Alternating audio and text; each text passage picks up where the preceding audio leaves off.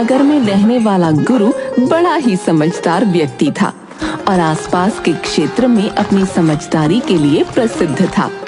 लोग उसके पास अपनी समस्या लेकर आते और वो उन सबको चुटकियों में हल बता दिया करता था। एक दिन प्रेमपाल नाम का एक आदमी गुरु के पास आया और बोला, जयराम जी के गुरु भाई जी।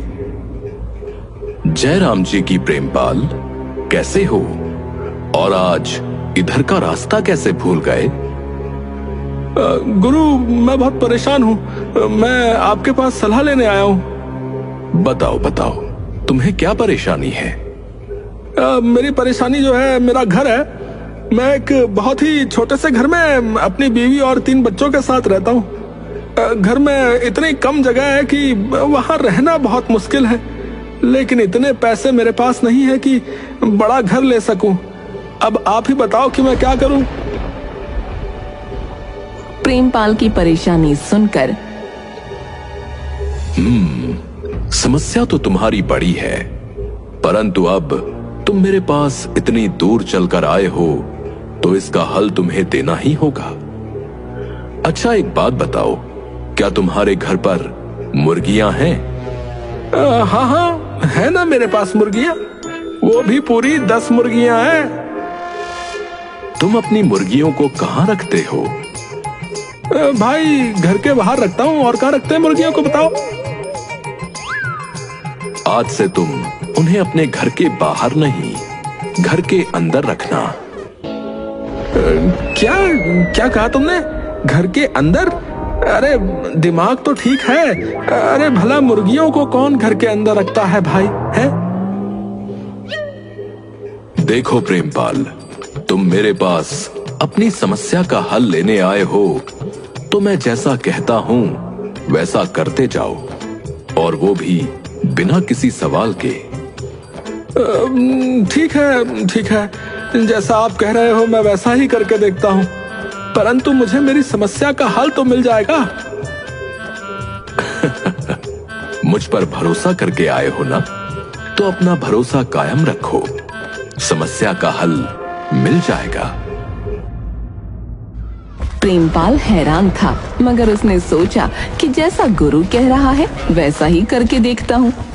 उस शाम घर पहुंचकर प्रेमपाल ने सारी मुर्गियां दड़बे में से निकालीं और घर के अंदर रख लीं। मुर्गियों के घर के अंदर आ जाने से उस छोटी जगह में उनका गुजारा और मुश्किल हो गया। 1-2 दिन किसी तरह बिताकर प्रेमपाल फिर से गुरु के पास पहुंचा और बोला, गुरु, आपने जैसा कहा वैसा मैंने किया।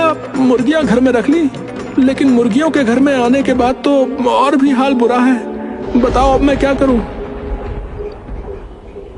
तुम्हारे घर में बकरियां हैं? हाँ, मेरे पास पूरी 4 बकरियां हैं। तुम बकरियों को कहाँ रखते हो? अरे भाई गुरु, और कहाँ, घर के बाहर बांधता हूँ उनको। ठीक है, आज से तुम अपनी 4 बकरियों को अपने घर के अंदर ही रखोगे। प्रेमपाल हैरान होकर गुरु को देखने लगा। जैसा कह रहा हूँ वैसा करो। प्रेमपाल घर लौट आया और जैसा गुरु ने कहा था वैसा ही किया। सारी बकरियां घर के अंदर रख लीं। अब घर में और जगह न बची थी। सब के सब बहुत परेशान थे। कुछ दिन उसी तरह रहने के बाद प्रेमपाल फिर गुरु के पास पहुंचा और थोड़ा गुस्से में बोला, मेरा घर भर गया है। मुर्गे और बकरियों के कारण घर में रहना बहुत मुश्किल हो गया है। पाँव रखने को भी जगह नहीं बची है। तुम्हारे घर पर गधा है? तो क्या आप उस गधे को भी अपने घर में रख लूं? हाँ, रख लो। उस गधे को भी आज से अपने घर के अंदर ही रख लो। प्रेमपाल गुस्से में घर चला गया और गधे को भी घर के अंदर ही रख लिया। वो करता भी क्या, उसके पास गुरु की बात मानने के सिवा दूसरा कोई रास्ता भी नहीं था।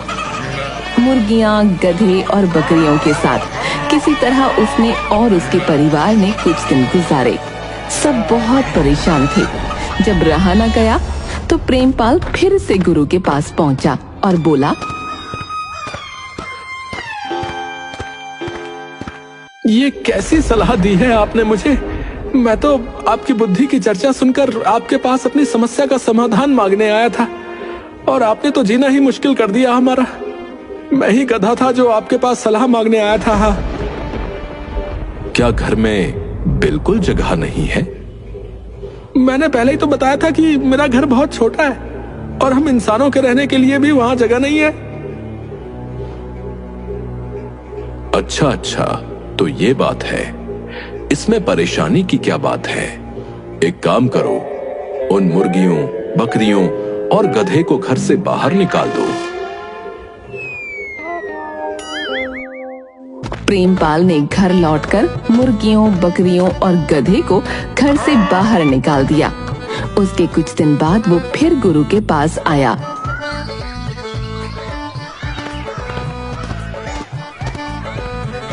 और उसका शुक्रिया अदा करने लगा। गुरु, आपने सच में कमाल की सलाह दी थी। हाँ, अब सच में मैं और मेरा परिवार उस छोटे से घर में बहुत खुश है। उन जानवरों को घर से बाहर निकालने के बाद हमें घर में काफी जगह मिलने लगी है, जहां हम आराम से रह रहे हैं बिना किसी शिकायत के। भाई, तुम्हें तो मुझ पर बिल्कुल भी भरोसा नहीं रह गया था, परंतु मैं अपनी योजना में सफल रहा और मैं तुम्हें तुम्हारी समस्या का समाधान दे पाया। आज तुमने सीख लिया है कि जो तुम्हारे पास है उसका सही तरीके से कैसे उपयोग किया जाए, किस तरीके से प्रबंध करें कि जो है उसके साथ खुश रहें। प्रेमपाल मुस्कुराता हुआ गुरु के गले लगता है और उसे शुक्रिया कहता है। दूसरी तरफ शहर में रहने वाला मंगलू अपने रिश्तेदार के घर शादी में आता है। मंगलू के चाचा पड़ोस में रहने वाले गुरु को मंगलू से मिलवाते हैं। बेटा गुरु, ये मेरा भतीजा मंगलू है, शहर में रहता है। धोबी घाट के पीछे वाली जो बस्ती है ना, वहाँ पेशे से धोबी है।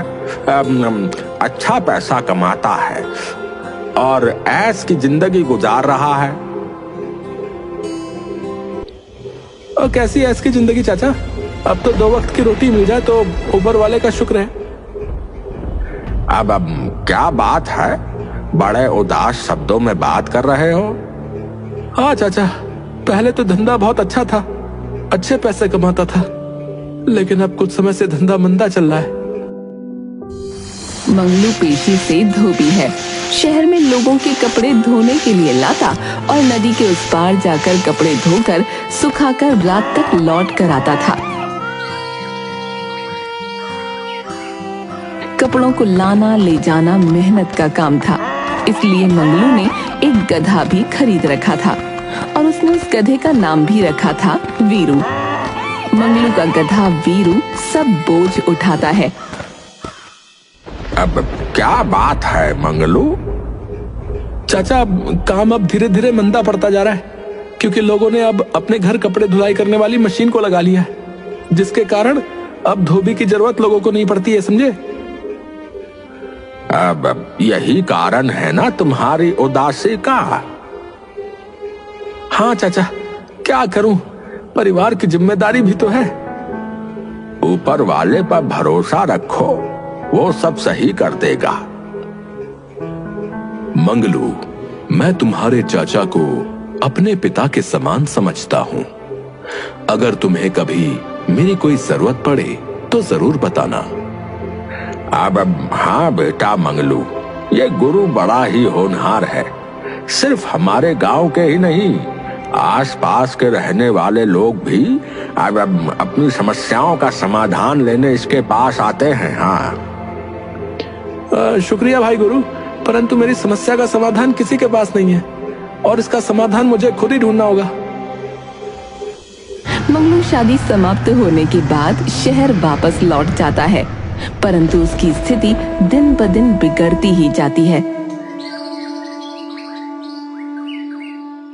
एक दिन मंगलू की पत्नी शीला मंगलू से बोली, इस तरह घर चलाना अब मुमकिन नहीं हो रहा है। आप कुछ और धंधा क्यों नहीं करते? अरे कहना आसान होता है लेकिन करना मुश्किल, समझी।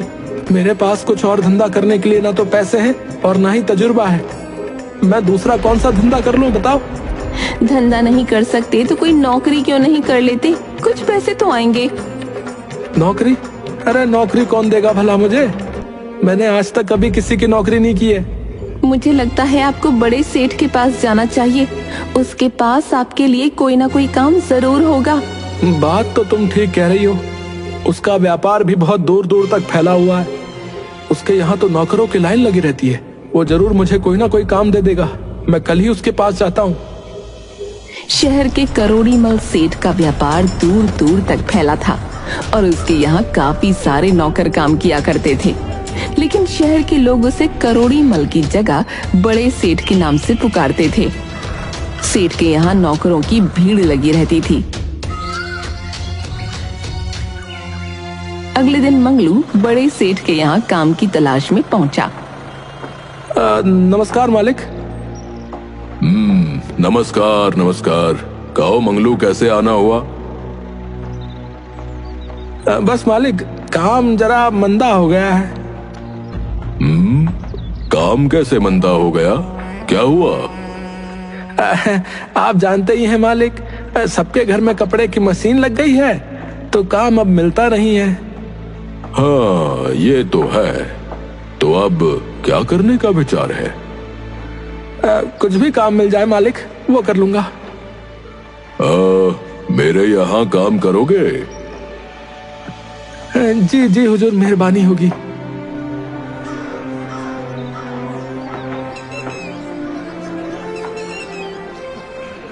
देखो मंगलू, तुम्हारी ईमानदारी के बारे में तो मैं जानता हूँ, इसलिए मैं तुम्हें माल पहुँचाने के लिए काम पर रख लूंगा।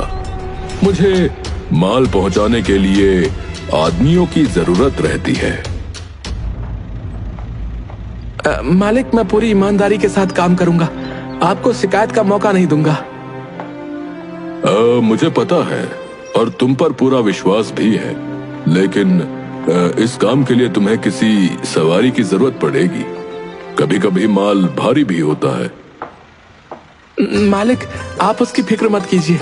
मेरे पास माल की ढुलाई करने के लिए मेरा गधा वीरू है ना, वो इसमें मेरी मदद करेगा। सेठ ने मंगलू को माल पहुंचाने के लिए रख लिया। मंगलू अब सेठ के यहाँ काम करने लगा था। माल ढुलाई में वीरू उसके बहुत काम आता था। एक दिन मंगलू ने एक साथ 2 बोरे वीरू की पीठ पर रख दिए। बेचारा वीरू इतना वजन उठाकर बड़ी मुश्किल से धीरे धीरे चल रहा था। मंगलू गुस्से में वीरू की पिटाई करता है और उसे पूरा दिन न दाना देता है और न पानी।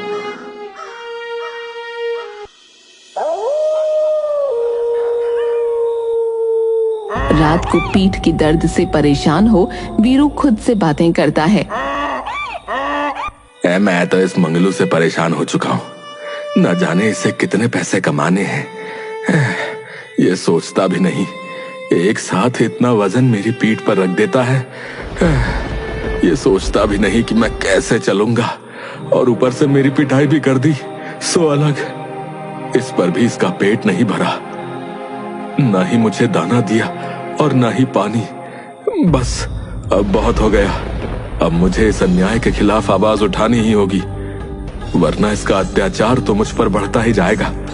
एक दिन मैं इसे सबक जरूर सिखाऊंगा और अपनी इस पिटाई का बदला भी लूंगा। हाँ। मंगलू से बदला लेने की बात सोचते हुए बेचारा वीरू भूखा ही सो जाता है। दूसरे दिन भी बिना दाना पानी के दिन भर काम कराता है। वीरू ने भी ठान लिया था कि अब वो मंगलू को सबक जरूर सिखाएगा। एक दिन की बात है, मंगलू को नमक की बोरी नदी के उस पार बाजार तक पहुंचानी थी। झटपट गोदाम से माल उठाया और वीरू की पीठ पर बांधकर मंगलू बाजार की ओर निकल गया। रास्ते में मंगलू खुद से बोला, बाजार जाने के लिए अगर मैं पुल की तरफ से जाऊंगा तो 6 किलोमीटर चलना पड़ेगा और उसमें समय भी अधिक लगेगा। एक काम करता हूँ, मैं नदी के रास्ते ही नदी पार करके बाजार चला जाता हूँ। समय भी कम लगेगा और काम भी जल्दी हो जाएगा। चलो अच्छा है, पानी के रास्ते जाऊंगा तो मुझे भी कम मेहनत करनी पड़ेगी, वरना ये मुझे 6 किलोमीटर जाना और 6 किलोमीटर आना, यानी 12 किलोमीटर चला कर ले जाता। देर से ही सही, पर ईश्वर ने इसे अक्ल तो दे दी। वीरू जैसे ही पानी में उतरा, उसने अपनी प्यास बुझाने की सोची। वीरू कुछ देर ठहर कर पानी पीने लगा। जैसे ही बाहर निकला तो पीठ पर वजन काफी हल्का था। वीरू खुद से, अरे मेरी पीठ पर रखी हुई बोरी का वजन अचानक से कम कैसे हो गया? बोरी तो किसी ने नहीं उतारी, परंतु ये पहले से हल्की हो गई है। लगता है ये जादू की नदी है। इसमें उतरने से मेरी पीठ पर रखी बोरी का वजन कम हो गया और शरीर भी हल्का हो गया है। वीरू की पीठ पर नमक की बोरी थी। वो पानी में रहने के कारण घुलकर बह गया। वीरू को समझ आया कि ये जादू की नदी है। इसमें उतरने पर वजन घट जाता है। वीरू ने अब नित्य निरंतर यही करने का अभ्यास बना लिया था। इस कारण मंगलू काफी परेशान रहता, क्योंकि सामान ठीक प्रकार से सही जगह नहीं पहुंचता। रास्ते में ही सारा माल बह जाता या खराब हो जाता। एक दिन सेठ करोड़ी मल मंगलू से बोले, हाँ मंगलू, आजकल तुम माल बराबर नहीं पहुंचाते हो, माल खराब हो जाता है। आखिर ये सब हो क्या रहा है भाई? है सेठ जी, ये सब मेरे गधे वीरू की वजह से हो रहा है। वो नदी के रास्ते जाते वक्त नदी में उतर जाता है। मैं उसे कितना भी रोकता हूँ, पर वो नदी के पानी को देखकर प्यासा हो जाता है, जिसकी वजह से ये सब गड़बड़ हो रही है। देखो मंगलू, मैंने तुम्हें तुम्हारी ईमानदारी की वजह से रखा था, और अगर मुझे काम में शिकायत आएगी तो मैं तुम्हें काम से हटा भी सकता हूँ, समझे? इसलिए तुम्हें अपने गधे का जो करना है वो करो, लेकिन मुझे मेरे काम में कोई शिकायत नहीं चाहिए, समझे? ठीक है सेठ जी। घर जाकर मंगलू वीरू को बहुत पीटता है। क्या बात है, इसकी जान ले लोगे क्या आज? भला इतना क्यों मार रहे हो? अरे तुम्हें नहीं पता, कुछ दिनों से इसने मुझे परेशान करके रखा है। रोज सेठ का माल खराब करता है। इसकी वजह से मेरी नौकरी चली जाएगी। आखिर बात क्या है ये तो बताओ। मंगलू शीला को सारी बात बताता है। तो तुम इसे नदी के रास्ते ले ही क्यों जाते हो? अगर मैं इसे पुल से भी ले जाऊं तो भी ये नदी देखकर प्यासा हो जाता है और जबरदस्ती नदी में उतर जाता है। तुम एक काम करो, एक दिन के लिए गांव चले जाओ। वहां जाकर क्या करूंगा? तुमने बताया था ना चाचा के पड़ोस में गुरु के बारे में। हाँ, तुमने बिल्कुल सही याद दिलाया। मैं कल सुबह ही गुरु भाई के पास जाता हूँ और इस गधे का इलाज करता हूँ।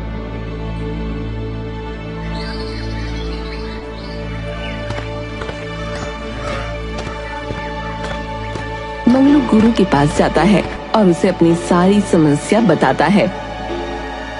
कोई बात नहीं मंगलू भाई, आप बिल्कुल फिक्र मत कीजिए।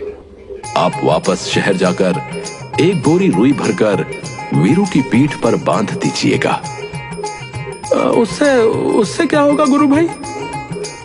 उसी से सब कुछ होगा। बस मैंने आपसे जैसा कहा है आप करिए। अरे आज तो मालिक ने मेरी पीठ पर काफी हल्का वजन रखा है। लगता है इसकी अक्ल ठिकाने आ गई। अब ये कभी मुझसे पंगा नहीं लेगा। चलो जल्दी समझ गया तो इसके लिए ही अच्छा है। वीरू खुशी से मस्तानी चाल में चला जा रहा था। नदी के पास पहुंचते ही वीरू अपनी आदत के अनुसार पानी में उतर जाता है और धीरे धीरे पानी पीकर आराम करता है। कुछ देर बाद जैसे ही वो बाहर निकला, उसकी पीठ पर वजन पहले से अधिक था। ये क्या हो गया? ये वजन तो आम दिनों की तरह कम होना चाहिए था, परंतु इस जादुई नदी में आने से बढ़ कैसे गया? मेरे तो पैर भी नहीं उठ रहे हैं इस वजन के कारण। मैं क्या करूं? मेरा शरीर तो वजन के कारण नीचे की तरफ बैठा जा रहा है। वीरू की समझ में कुछ नहीं आ रहा था। तभी मंगलू ने अपना डंडा उठाया और वीरू को आगे की तरफ चलने के लिए मारना शुरू कर दिया। चल चल आगे चल। अब समझ आया तुझे? तू रोज मुझे परेशान करता था, सेठ का सामान खराब करता था। आज मैं तेरी सारी गर्मी उतारूंगा। वीरू को अब समझ आ चुका था कि उसकी करनी का ये फल है। जिस प्रकार वो प्रतिदिन मंगलू को परेशान करता था, आज मंगलू ने बदला लिया है। आज की पिटाई के बाद फिर वीरू ने दोबारा कभी मंगलू को परेशान नहीं किया। जादुई नदी के चक्कर में वीरू की शामत आ गई थी।